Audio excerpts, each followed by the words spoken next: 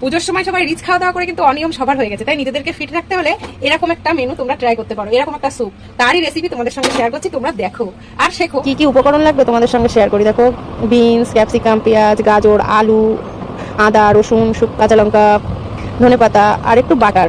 আর লাগবে আমাদের চিকেন। চলো দেখা যাক কিভাবে তৈরি করি।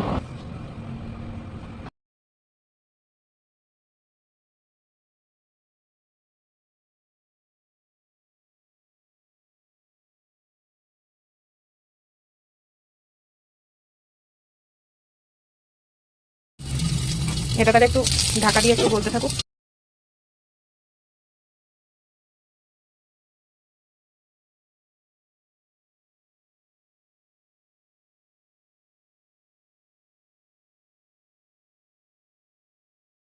এতে অল্প করে লবণ দিয়ে দেবো, আমি অল্প দেবো।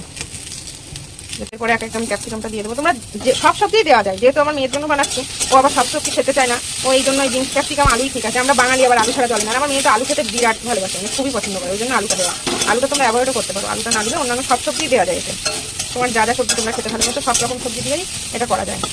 আমি এবার দেবো এর মধ্যে টুকরো করে রাখা পেঁয়াজ, বড় বড় করেই দিয়েছি পেঁয়াজ। এটা দিয়ে একটু হালকা হাতে নেড়ে চেড়ে নামিয়ে দেবো। এটা এরপর আমি দেবো কড়াইতে একটুখানি বাটার,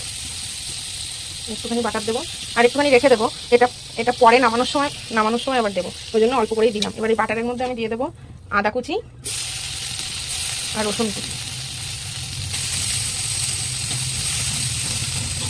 দিয়ে একটু ভেজে নেবো। এরপর যে এগুলো একটু ভাজা ভাজা ব্রাউন ব্রাউন কালার হয়ে আসলে আমরা এবার এর মধ্যে মাংসগুলো অ্যাড করে দেবো। যেহেতু আমি একজনের মতো বানিয়ে যাচ্ছে বলতে মেয়ে আমি খাবো, ওই জন্য অল্প করেই করে দেবো। এই করতে এগুলো একটু ভাজা ভাজা করে মাংসগুলো ভাজা ভাজা মতো হয়ে আসলে ওর মধ্যে দেবো আমি কাঁচা লঙ্কাটা এখনই দিয়ে দেবো। যেহেতু একটু বেশি পরিমাণে দিয়েছি, কারণ আমার মেয়ে লঙ্কা খেতে পারে, মানে লঙ্কা খায়, ভালো একটু ঝাল ঝাল খেতে পছন্দ করে, ওই জন্য একটু বেশি লঙ্কা দিয়েছি যাতে ঝাল ঝাল হয়। আর অল্প করেই মাংস দিয়েছি। চিকেনটা যখন ভালোভাবে ভাজা ভাজা হয়ে যাবে, এটা একটু আমি লবণ অ্যাড করেছিলাম, আর এদিকে গরম জল বসিয়ে দিয়েছি, এতে গরম জল দেবো। চিকেনটা যখন ভালোভাবে মোটামুটি ভাজা হয়ে যাবে, একটু ব্রাউন ব্রাউন কালার এসে গেছে দেখো, তখন আমি এই পর্যায়ে এসে এই ভাজা সবজিগুলো দিয়ে দেবো,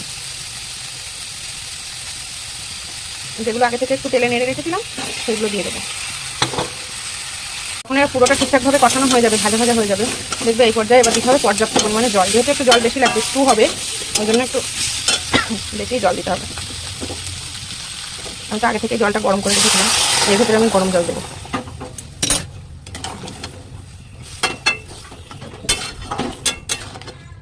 জলটা একটু বেশি পরিমাণেই দেবো।